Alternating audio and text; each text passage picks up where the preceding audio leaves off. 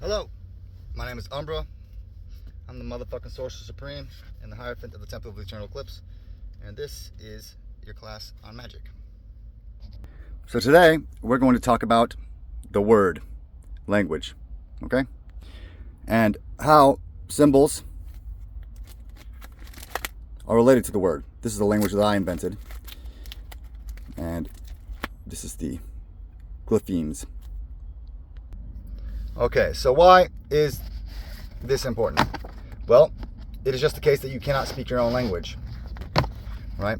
Because it has been a long-held sort of delusion that the language is arbitrary, the word is arbitrary, that values, definitions, what ascribed to these words are just sort of contextual and based on the current trend, and that couldn't be farther from the motherfucking truth, all right? The language isn't arbitrary, particularly the symbols. Okay, and we can just talk about symbols broadly here. All right, the symbols are relaying some type of information to you, right? That's the purpose of the symbol.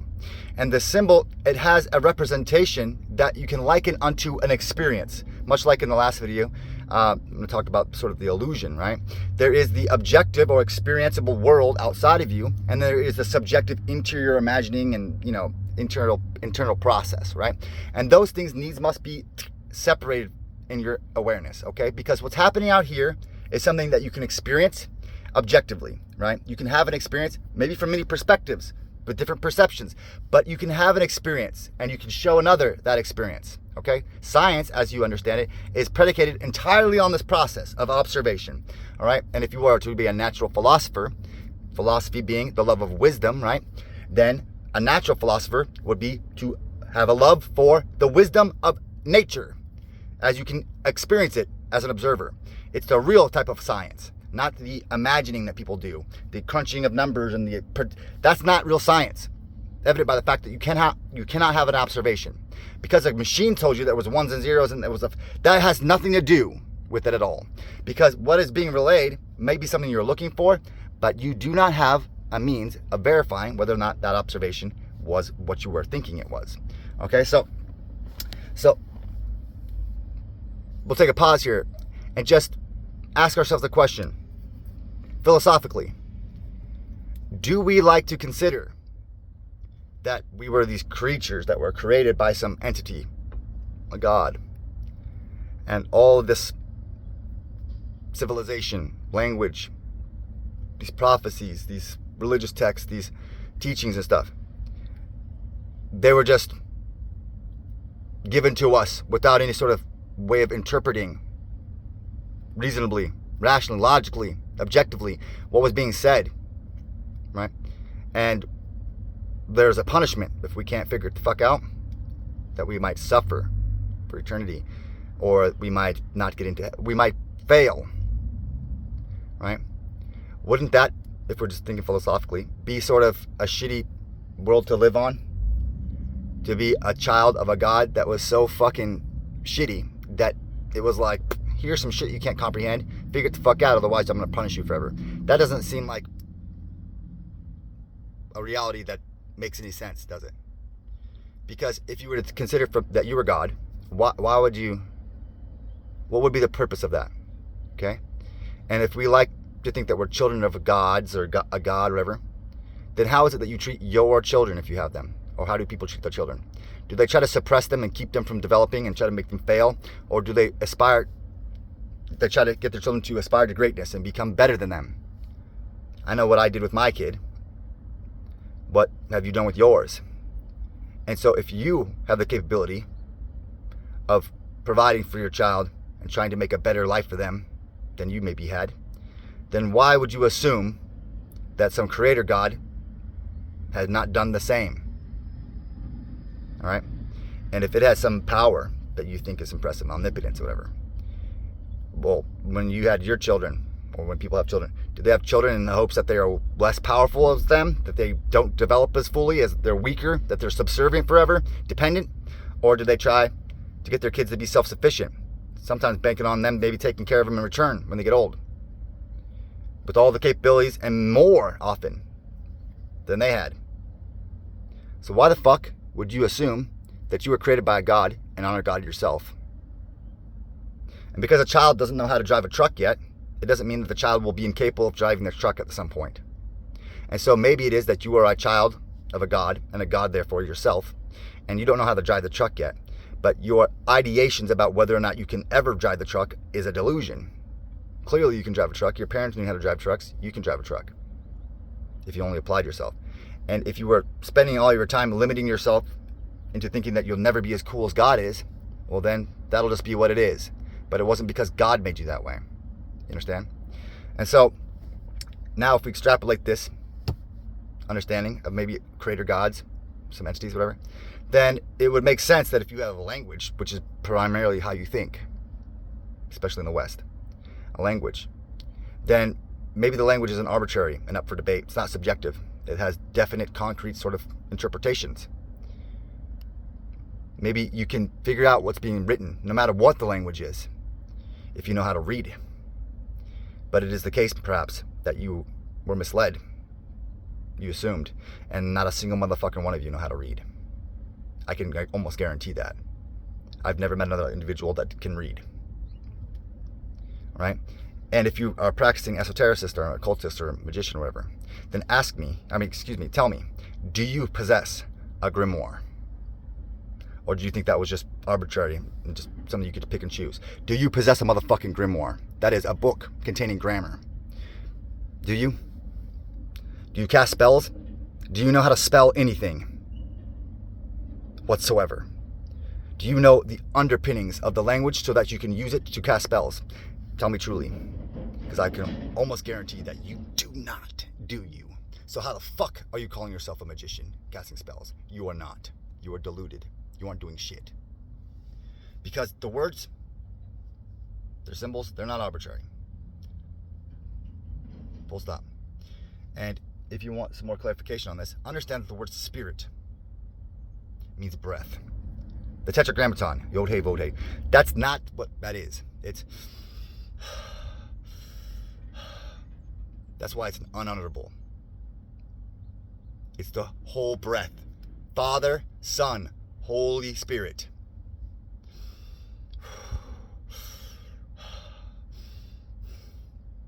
The Son and the Father. Father and the Son. Spirit, they're all the same. So, if the breath is spirit, spirit is the breath, and you're trying to develop your spirit, then if you do not understand how the breath is moving out of your mouth and into your body, then you don't understand fucking anything about magic, do you? About the spirit, about any of this. You get it? Okay, so, is it objective? Yes. Well, that seems somewhat limiting. It isn't. It's because it's not what you think, right? And we can liken this under the symbols, right? So, you recognize that a symbol, a silhouette of a dog, for instance, the symbol is the representation, a simple representation of a dog, okay?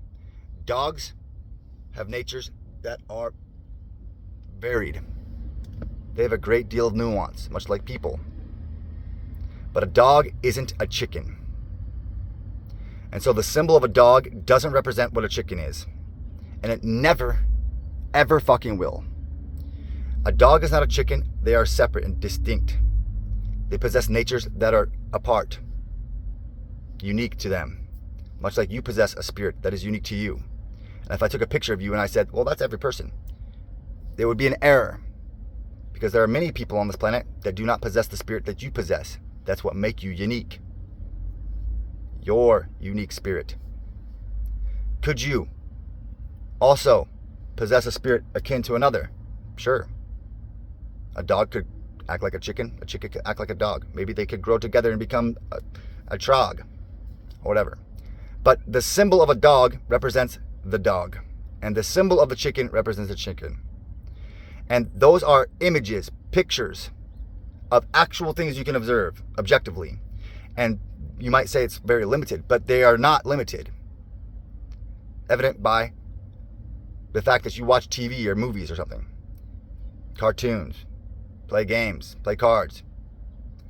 A vast majority of your experience cognitively, is the understanding, manipulation, the contextualization, composition of symbols. And magic, be sure, is magic as we understand it in terms of a discipline or practice or artistic form, right? Is simply communication of omnipotence. Full stop. Because you might be God himself. Do whatever you want. But how do you implement that power into existence? How do you shape the world? What logic? What framework? Because I might be a calligraphist or an artist, a painter, right? But I'd be a shitty painter if I just fucking threw paint at the canvas. Wouldn't I? Because the mark of my skill has to do with whether or not I can translate what is in here, subjective, out here, and the detail, the clarity that I intend. And my skill as an artist increases as I get closer to translating that for you to view. Additionally, if I cannot then teach you how to translate using the skills, the techniques that I use, then I don't actually understand them. If I cannot boil it down and teach another, then I don't have an understanding of it whatsoever. And so if you want to have a conversation magically about, I don't know, the lesser keys or Enochian, you're not going to be able to have that conversation with me because it's not a matter of debate or opinion. And whether or not you understand that has fuck all to do with it. Nothing to do with it whatsoever. You see all these angels and symbols as metaphors, and they are not. They are what they are. And because you cannot make the comparison necessary to understand. Alright? You want to talk about summoning demons? You have not done so. Because you do not know how to say their names, first and foremost. Second, you don't understand any of the patterns, geometry, symbols. You haven't. So you're not actually communicating anything. To me, to the world, you do not comprehend it. You might even achieve some type of results. Stumble into it. Right? But unless you can describe to me how you went from A to Z, then you don't actually understand the process, do you? And it should be clear to you, as a magician, that ritual and ceremony are so prevalent in spirituality, magic. They are a discrete sequence that you are to repeat to the T. And then you somehow detach yourself from that facet of magic and then cast spells like it's just a matter of opinion. That's awfully fucking crazed, isn't it? It's a shitty position to hold. Why would you assume that? Every other part of the discipline or the order that you're sort of following suggests that there are steps. There's a sequence. Alchemy, first and foremost among these, should be the example that you should go by to recognize that it isn't just a matter of opinion. There are procedures, operations, there's apparatus, there are results that you can look for. And because you imagine that it's metaphorical, is why you're ignorant. Instead of doing the work to sit down, shut the fuck up, and maybe listen for once, to observe, to participate, you'd rather just be an armchair magician in your head. It's a spiritual alchemy.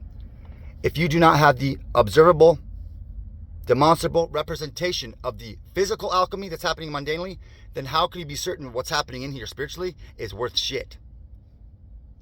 The gift of alchemy is that you can see with your both eyes outside of you what is happening inside. And so if you can create gold in a fucking alembic, then you can create gold in here. And if you can't do that one, then you can be sure you cannot fucking do this one. You cannot. Can you? Current science considers it damn near fucking impossible to turn lead into gold. So, if you think that you can do the spiritual alchemy, and you respect scientists and science and chemistry, then you are certainly a deluded individual, aren't you? Insane. Out of your fucking mind. Living in illusions, fantasy land. Because if you think, no, you can't change letting it go, that's just a metaphor. It isn't. It isn't. As a certainty, I can promise you, because I have achieved the creation of gold, transmuted the lead to gold. I've seen it with my both eyes. And so, my gnosis in the experience is that it is possible. And you don't understand how it could be because you didn't follow the fucking instructions and do the work. You thought it was arbitrary. You thought it was whatever. And this goes back again to the video before. So, how can we free ourselves from this fucking madness? Our head's so far up our own ass and Babel that we don't know what fucking light is. We keep looking at the sun. There's the light. You have no concept of what it is, having never fucking seen it before. And so let me drag you out of your asshole cave for a second. And we'll talk about Hebrew.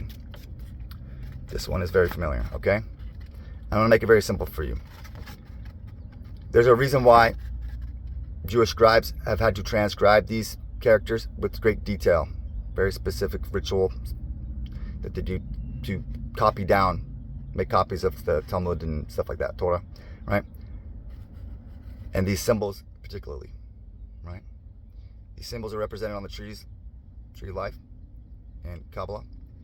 And the word is a very powerful motherfucking tool, okay?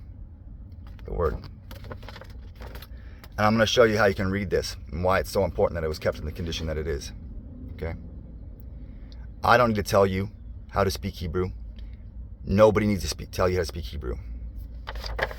Because the alphabet already fucking tells you how to speak Hebrew. Let's take this one right here. Nostril, lip, tongue, lehmed. It's not lamed, and it never will be, because you cannot move the breath from the nostril with the tongue sticking out and say lamed. It is lehmed, leh. Because that is what the picture is. And you can try to do it. Stick your tongue out with your nose, breathe, and try to make a tone that isn't mid. Because consonants, if you are paying attention, do not carry tonal information. This could be it could be It is irrelevant because this is your face shape, consonant. These diacritic marks in Hebrew are the vowels. They carry tonal information. These are consonants. And the picture is not a matter of opinion. I don't give a fuck what you or anybody says. I don't care if the fucking Muslim, I don't care if Israel unites against me to say, no, it isn't, it's Lamed. I don't give a shit because I can see for my fucking self that it is not. It's Lehmed.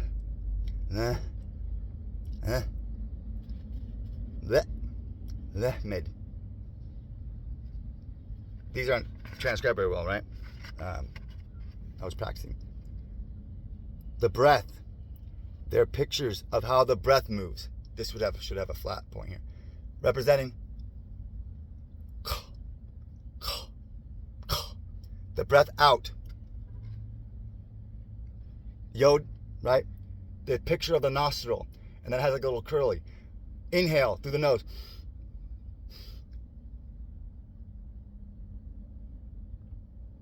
And where's hey, I have it on here.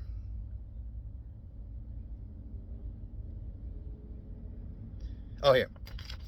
Like I said, these aren't transcribed very well.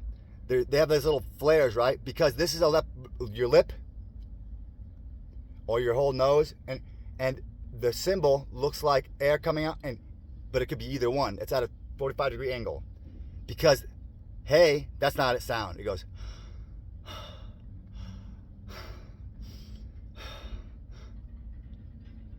Yod. Hey.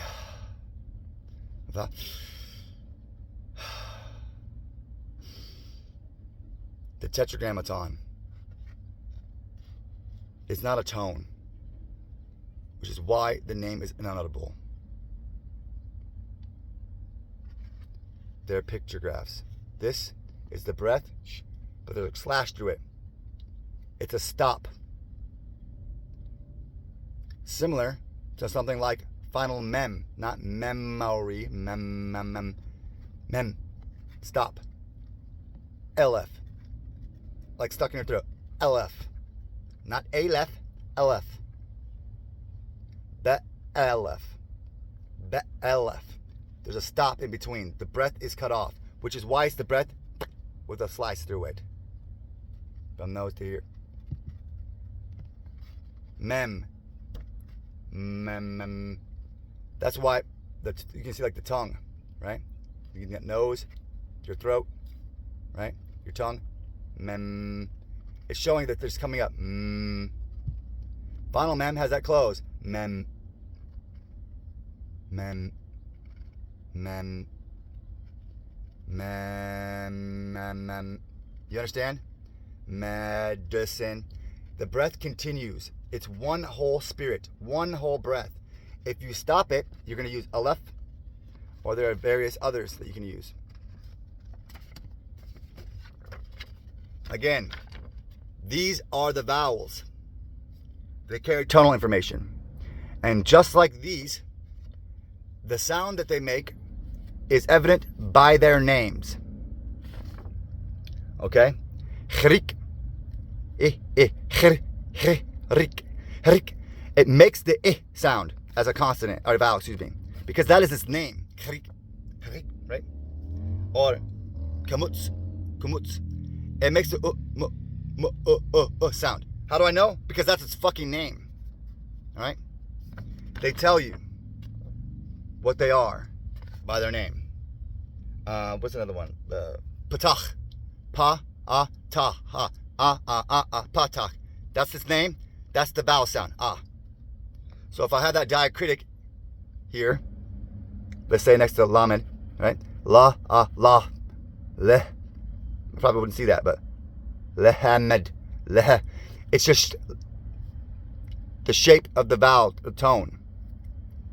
Pa, tak, le, te, le, he, pa, ha.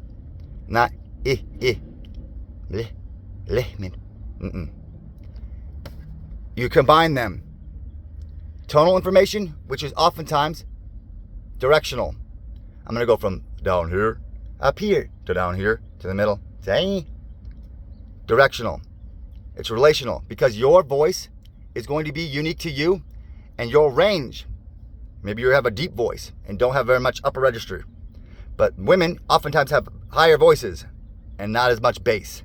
And so if you were to construct a language around tones, then only a certain percentage of the population can speak it. And that would be fucking stupid, wouldn't it? These represent relative pitches, relative tones. And so you only need a certain amount of vowels. My language, as I said, I created my own language, right? Has symbols. Up arrow with a flat top, meaning way up arrow, down arrow with the fucking flat bottom. And then one that's just like a cross. To tell you what you do with the tone. Because it's relative. From up to down. Oh, hey, yo. Additionally, if you just take this understanding and apply it to words like ego, the I shape is what? Eo. Eo. What is that? What did I just say? Eo. It just represents my entire vocal range. Eo, my voice, not ego. Eo. E. Little dot above a thing. E. Me. That's what that symbol represents. It's obvious. It's not a matter of debate. From here, all the way to the bottom, my entire range.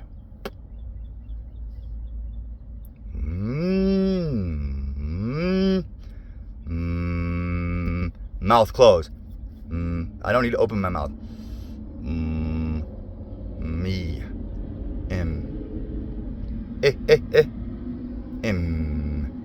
Inside. Inside. Inside. Impossible. In. Possible. In. The tongue. The roof of the mouth. Partial open. In. You can't do it with your mouth closed. So, in. Invoke. From here, me, in to the world. Vok, ok, voken, and voken. From in into the world. Bump, bump. Directions. Not a matter of fucking debate. To invoke is not to put it in here. That would be to invoke. And because you think it means whatever you want, it doesn't matter. It doesn't make a single fucking bit of difference. In, the letter N, represents the position in your mouth, in, which is like unto a picture. From iya, in, out.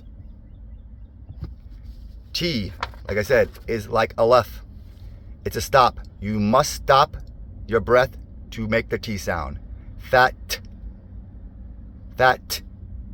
her. Not father. Fater. 2. F-A, stop. H, breath. E-R, fater. 2 discrete spirits.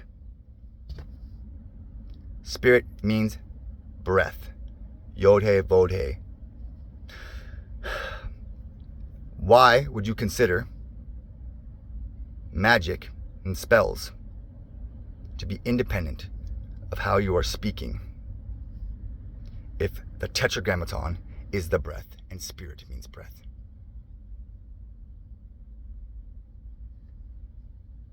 Tell me how you came to that conclusion. And so it might be rather important that you understand not only how to speak your fucking language, but also to develop a fucking grimoire so you understand how the grammar, the syntax, the rules of the language work, punctuation, etc. If you haven't done that, then congratulations. You're among the great many still wandering in the desert of Babel. Again, you thought you knew where the fuck you were and what had happened. But if there was a flood and a fall of that great tower, then why would you assume that you had crawled out from beneath it? Because I don't see any stories that have mentioned that yet. Have you? So perhaps it is the case that you're fucking dead in the bottom of the hells, swirling around in Babel, confused as fuck about your own language. Maybe the story is a lot easier to comprehend now that you recognize that you are living it. The time of Babel's over. It's time for you to crawl the fuck out.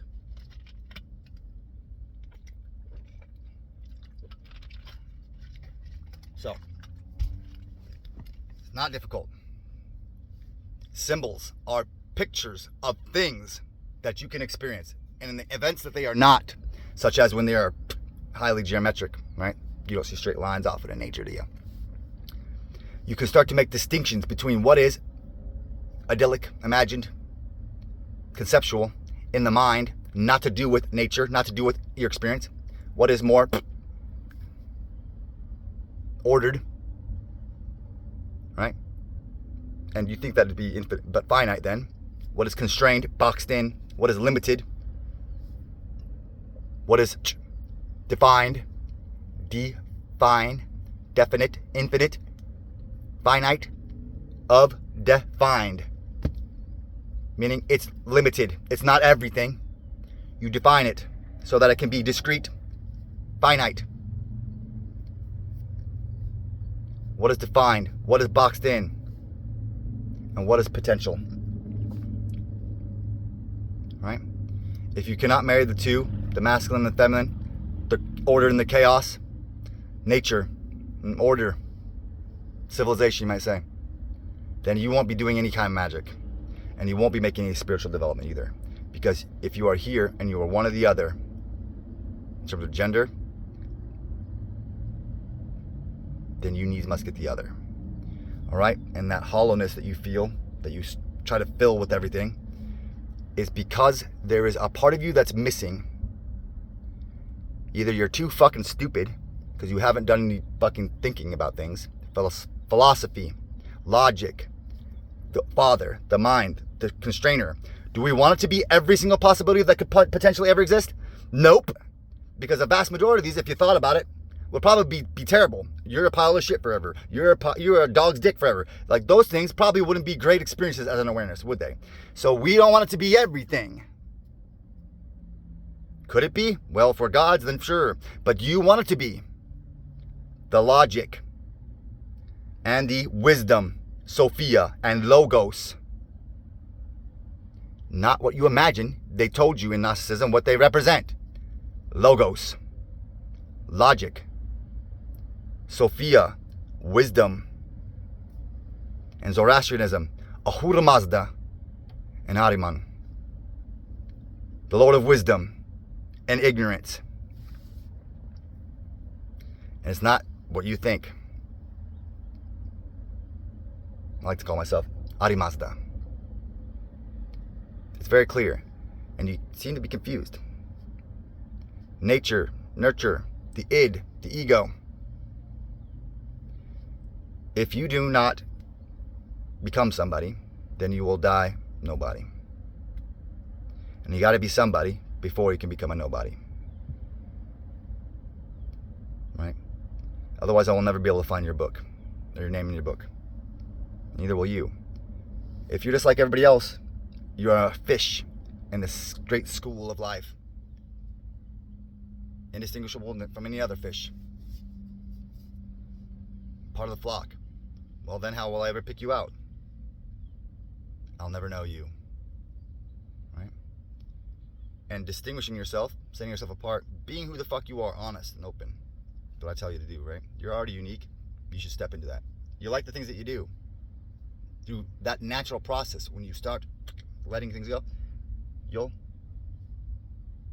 even if it's something simple, mundane, it doesn't have to be fancy. You don't have to become king of the world. You just have to go do something. Define your life by your standards. Make choices. If you don't ever do that, then you didn't exist. You're just one of the fucking numbers. Right? Experience. And they call magic art. Right? The most sacred art. Art isn't a knowing. You can't know how to do art, can you? What is that to know art? I know how to do art. Do you? That's weird. Tell me, what do you know about art? Time and again it's been proven that's absurdity. That's not. You don't know art. You may, though, possess skills, techniques, styles, use certain mediums to express artistically. You can try to tell me that your finger paints of just fucking whatever is a picture of a horse. But you and I both know that you're full of shit, because I can see it looks nothing like a horse. You do not possess the skill or the technique to be able to translate your idea, your imagination of a horse, so that I can see what you imagined. So you're not an artist, you're a hack. You're a piece of shit that's trying to deceive the world so that you can be included among the numbers of artists without putting in the effort. Okay? And much akin to that, you can try to fucking do picture perfect representations of the world. So photorealistic. But I can see people. I don't need your photorealistic fucking artistic rendering of it. I have a camera.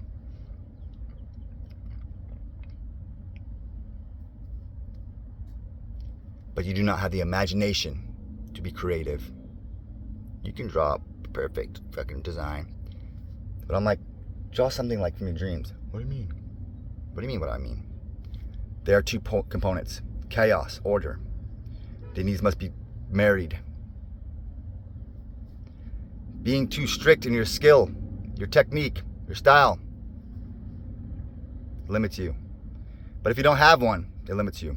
And when you marry the two together, then you can be an abstract artist. Because there are abstract artists that are very good artists.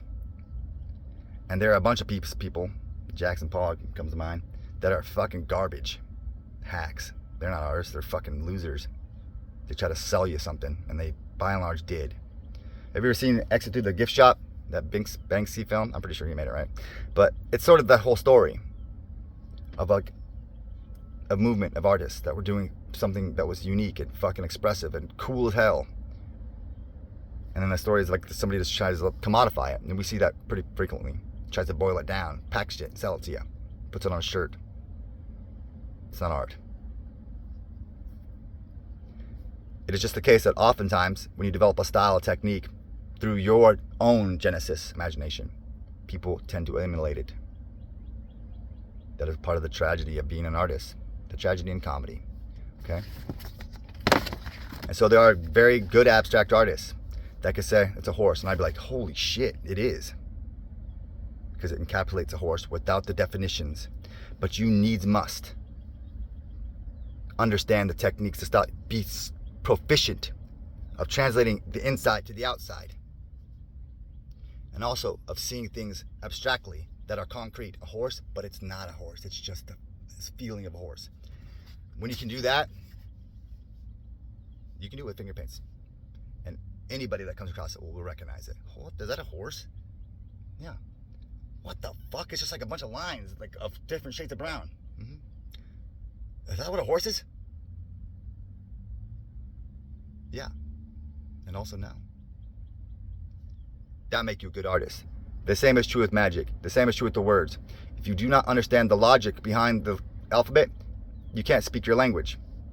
If you don't understand that they're pictographs, and pictures can be a picture's worth 1,000 words, they say, right? If I showed you a picture of a dog next to a campfire and there's a stick with a weenie above it, right? It's like a camping scene in woods, right? I can maybe imagine what is happening in that scene. I can maybe imagine what happens next. But it's contextual.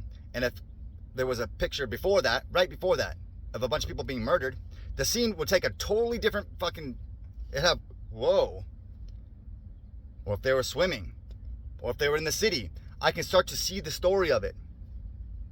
It's infinite. But a dog isn't a cat, a dog isn't a tree, a dog isn't your mom, it's a dog. And it will never be anything but a dog. And if you think a dog is anything but what it is, which you can observe, then you will never understand what's happening in that scene. Not even come close to it. It could be an infinite amount of things, but it will never be a fucking fish eating a turd. Because you can see that it isn't. It's a dog sitting next to a campfire. And what is happening? That's contextual. It could be infinite different things. But it isn't a fish. It's not everything. For things to be infinite does not mean that they are every potential that could possibly, because you are limited by your understanding of existence by this single world. I'm not even from this fucking universe. Concepts like light and space, they are not ubiquitous. They are dependent on the universe that you find yourself in. And you cannot probably even fucking begin to imagine another universe that doesn't have these laws you consider to be concrete. But I assure you, I can promise you as a certainty, it is the case. I came here as a gift to your ma, your real mom. Not really a gift, it's more of a contract. So that I could possess the light, the limitless light. I'm here on contract to help you ding-dongs and teach you, because I get something out of it that I didn't possess where I'm from. It's a good trade. I show up. It's just sort of my fucking modus operandi, this sort of cave dive. But, so, understand the limitations. And then understand that if it is the case that it's just, if you took the lid off and the chaos came pouring out, then any number of things might spew out of that, huh? Shit you couldn't even begin to possibly start to imagine. And then you can look at stories, Mesopotamian stuff, about how chaos keeps creating monsters. And then people keep trying to kill the monsters. Why? Because they can't keep a lid on it. They have no framework. There is no well built around it. It's just springs just pouring everywhere. River runs. They haven't built a canal. They cannot fucking... So, monsters form. And they kill them because they... And so the mother weeps. Why do you keep letting me make monsters? Because chaos is the passive principle. It responds. The order orders and it responds. You plant the seed and it grows. If you plant a bunch of chili pepper seeds and you hate chilies, why the fuck did you plant the seeds? I hate these chilies. And the earth suffers. Nature suffers. Why? Why'd you plant them then? Like a mother loves its children and you fucking pull them up. I hate these. because you were too weak to not plant fucking chilies. You hate them so much, why'd you plant them? The orderer, the awareness, the chooser. You choose misery. And you complain that spirits emerge of misery. And you hate them so much. I hate the darkness. And it's like, well, why the fuck do you keep looking at it then? Because you forced that spirit to come into existence and you don't even want it to exist. Maybe it's your life. Maybe it develops to the point where it's your literal fucking life. You are the spirit of all the shit that nobody wanted, but they couldn't contain themselves from creating. And you go out in the world and find no love. Why? Because they hate you. They're in love with you, and they hate you. They're in love with you, they hate you. Because if they fucking hated you so much, then why do they keep looking at you? Forcing you into existence. A monster. The grotesque. I love looking. It's so grotesque. Oh, thanks. This is my life. I want to be loved like you. No, you're gross. Okay, you couldn't make me beautiful? You see? You need to gain the ability to be intentional.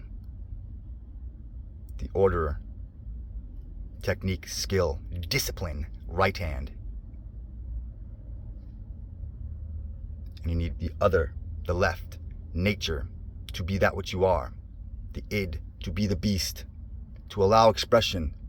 To allow chaos. Allow it to be randomized, you might say. Without any mind. Act without acting. Do. You want to do it? People say you shouldn't. Who cares what they think? Do it because you desire to do it. There is a marriage of these two.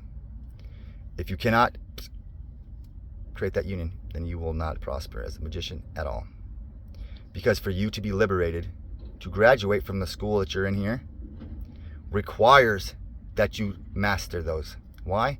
Because I can't give you fucking omnipotence if immediately you're going to trap yourself into the Matrix prison world, can I? I can't give you any power if you're immediately going to use it to fucking destroy yourself, or to create idols, or to create fucking golems that you externalize your power to. And now they own you. You're a slave forever to your own delusion, which is exactly where this motherfucking place has been. So I can't give you any fucking power until you learn how to control it. Which is why in magic, if you've done magic across the abyss, for instance, you end up being in a hall of your own, a hall of mirrors. You think you're God. People they lose their minds because they cannot fucking tame the serpent. Get that dragon back under control of their fucking fears and terror and their delusion, their fucking hatred. You can't tame it, and it will devour you. Become a warlock, always in conflict with it. It is you. But you don't practice the philosophy. You don't practice the logic. You don't practice the fucking, you understand? The surrender. There's, in nature, males are either beautiful or they're the fucking toughest, generally. Sometimes they're the cleverest. But most beautiful, sing and dance, pretty colors, or I'll beat the fuck out of you. They provide a service to the females. They can be dependable. And if you're not one of those, then you're not a man. And if you think hurting people and bullying them is being the toughest, you don't understand what the fuck that means. Go to nature and look. Nature doesn't lie. Minds, people, they lie in their delusion. But a lion is a lion. A dog is a dog. Hyena is a hyena. Cat's a cat. Bird's a bird. A male of most of those, the beautiful one, is the male.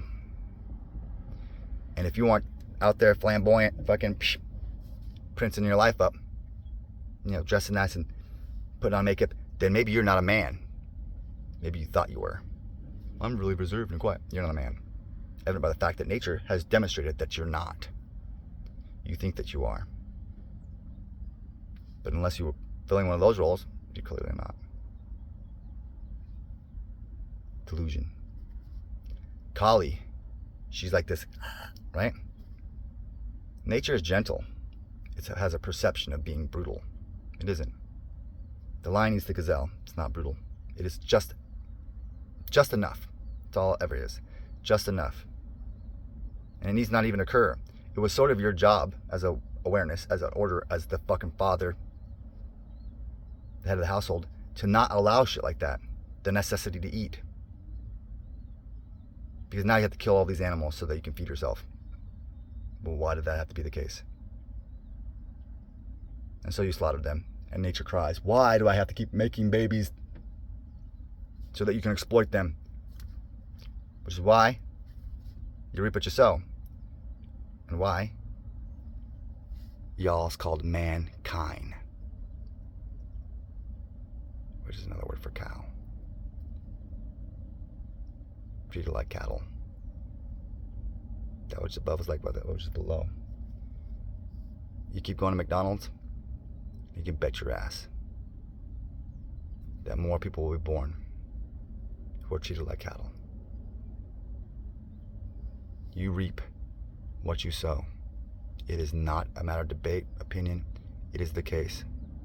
If you want to live in a world of justice, of dignity, of respect, of honesty, then you needs must be the change you wish to see in the world. It is very clear. All of these wise men, they tell you the same thing, and you can't hear it because you think that these images in your mind, you have no conception of what they are. And I'm telling you that this applies not only to Hebrew, it applies to every language. Okay? This is the language that I invented. Okay? They are pictures. This is a seed of the tree of life. And it is made of the characters of my glypheme. Glyph, like the alphabet, but of glyphs. You see that? The seed that makes the tree of life. The order that the chaos flows through. Okay? And all the words come out of it.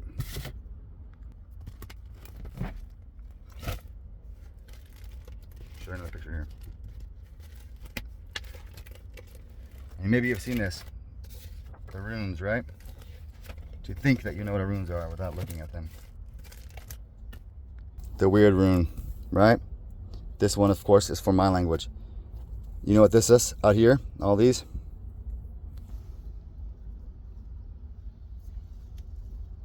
Where you can count them up.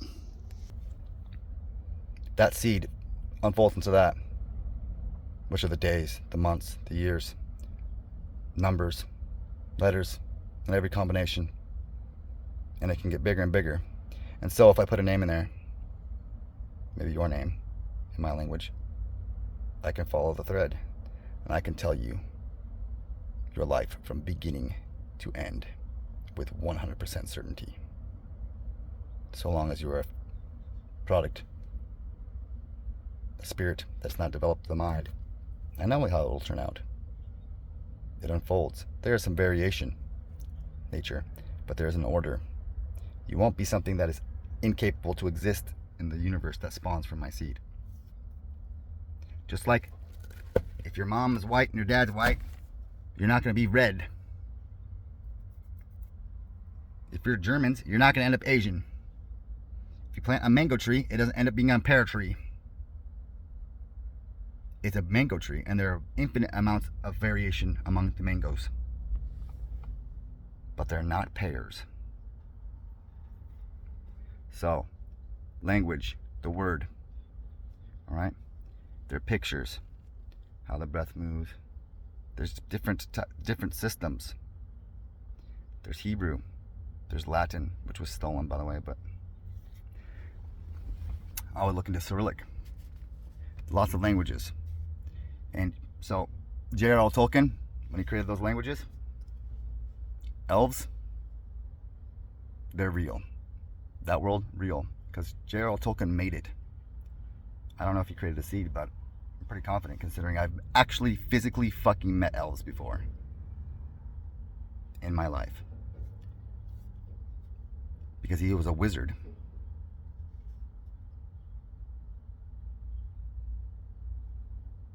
Truer than the fucking facts.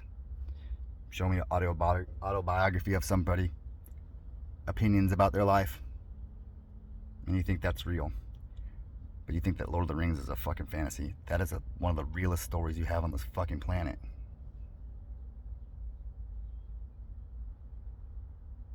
I'm Gandalf, motherfucker. IRL. You don't see me teleporting around and fucking... Does Gandalf do that?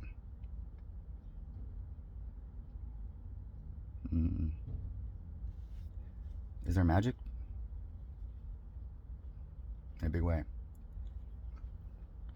Is it music? Spirit mixed with the tones.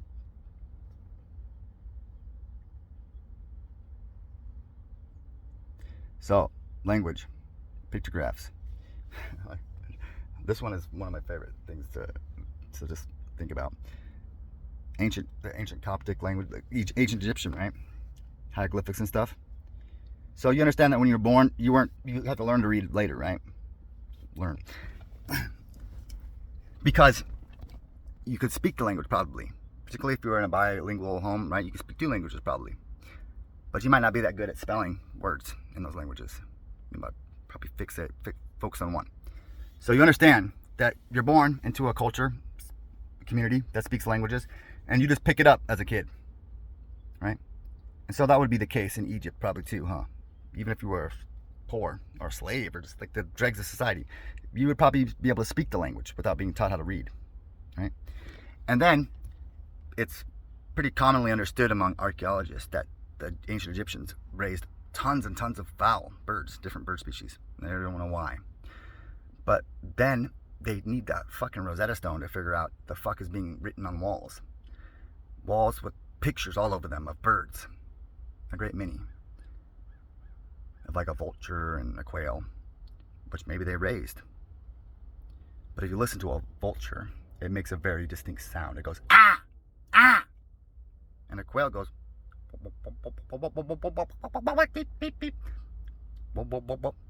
and would you take a gander, take a guess at what the Egyptologists have figured out that the symbol of a vulture represents? And a quail? You can look it up online right now. The symbol of a vulture represents ah. And the picture of a quail represents Bobo. So if I knew what a word was, because I was born into that culture, and I saw pictures of things I saw every day.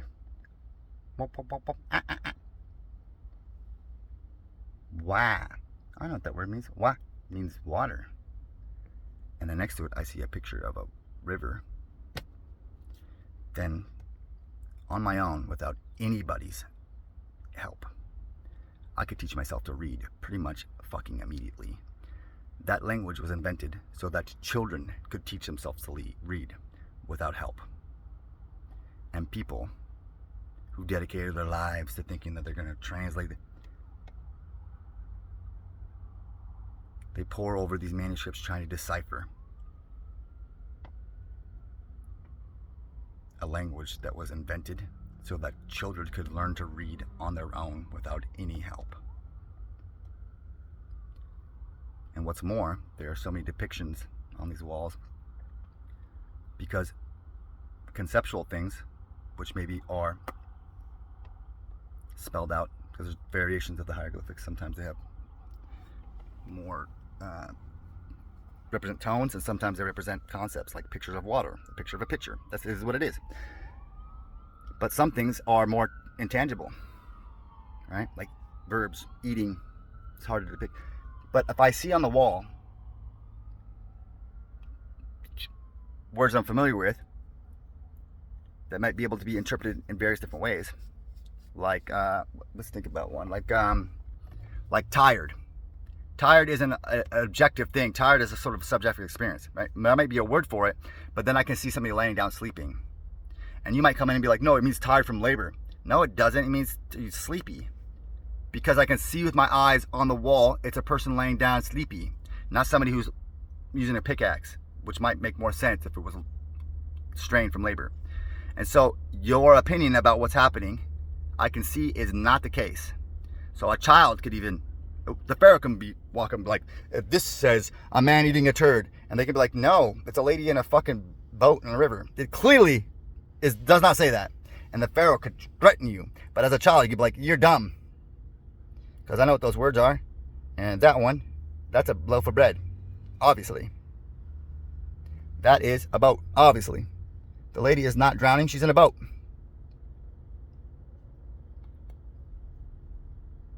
And so, of course, the Egyptian Empire spanned all those ages. Because the people of those empires, those dynasties, were given the tools to figure shit out on their own. They didn't need to go ask the Pharaoh daddy for help. The Pharaoh's job was a job of rulers, to do the hard things that most people are not trying to fucking figure out. A lot of the spiritual stuff. Which is why you see in many cultures that the emperor or the pharaoh, whatever, they are living gods. They are the lords of the universe. Why? Because they literally are. And they're doing a bunch of spiritual work. And people take care of them while they're doing that. Because I live in a fucking van and I've been in this parking lot for 2 months trying to do this shit. Because some days I can't even get up because I'm being smashed by some spirit shit. And I have to fucking drag my ass out of here sometimes to go get something to eat or drink.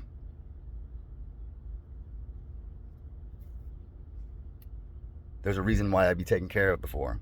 Because it's really hard to transmute a bunch of the bullshit that children make when you're fucking also trying to survive. Go to get a job and shit. And if I'm gonna do work for you, why the fuck aren't you working for me? That is why. And at some position, things... Okay? You're given the tool. You're supposed to fucking develop on your own. Liberate yourself. The Pharaoh isn't one of the lords over. I'm better than you. That's not the fuck it is. Emperor is not to do with that. Right? But I've seen things, horrors beyond many people's ability to comprehend. I've had to fucking deal with all these spirits. I've been eaten alive. I've seen the sun explode. I've fucking, you name it. Things that probably I certainly never would have fucking come up with on my own. I've had to deal with, address. Why? So that the population at large doesn't have to deal with it. All their delusions. Then I get on the internet and provide service and people want to fucking make fun of me. How insulting is that? It's not an opinion. Okay? Just the case. Alright, so I know that was sort of a rant, but you have the tools to figure it out, okay? Understand that the reason why is this way is because it's an axis. I have it mirrored along this axis and up and down. And it also isn't. But it gives me a frame of symmetry, a reference, okay? Because the other side of Artemis, Artemis, is symmetry. Spelled backwards. Symmetra, Artemis. Art and symmetry, they figured that out, okay? And then you can understand language, and then you apply that little seed, little words, and they become spirits. And if you know how to do it just right, you can make really cool ones that do pretty much whatever you want, okay? Because it's magic. So, this is like a little decoder. I can tell where the elements are, because I have them on my little fucking decoder of my language. I want to do something that's more fire. Well, I know what side to use because I have a picture of it. And a go. And I can fucking shape on reality. So figure out your language. Figure out the pictographs. Learn to see. Understand that's the way it is with all symbols. And climb out of Babel. Unconfuse yourself. Thinking that you knew. The confusion is that you thought you knew how to speak. So it just persists. But until you show up and learn, okay? Stop taking other people's word for it. Don't take my word for it. Go online, get on Wikipedia, and start looking up alphabets. And just apply it. Get like a little art program and start mirroring things and see the picture that unfolds. And tell me I'm wrong. Tell me it's a matter of opinion. Go do it. And you'll see for yourself that it's not. It's objective. They're pictures of things. And when you see what they are, then you know what the words mean. You might be as alarmed as I was when I discovered that a vast majority of the words that you think are the bad ones are the good ones. And the words you think are the good ones, they're curses. And curse is actually a good word. They're more hexes. Bindings. Right? Good, the word good means gut. Chew, Jew, means to chew, to taste. God is eating. The stomach, not my God. But in ignorance, you speak. So you have the hunger, always hunger for more. Because God is good. Anyway, that's it for today. Take what you can from it. Try to apply it. Not that hard. Go online, start pulling up lists of symbols. Doesn't even matter if it's a language. You can start to see when you fucking do the symmetry, mirror it and stuff. Yeah, it becomes a picture.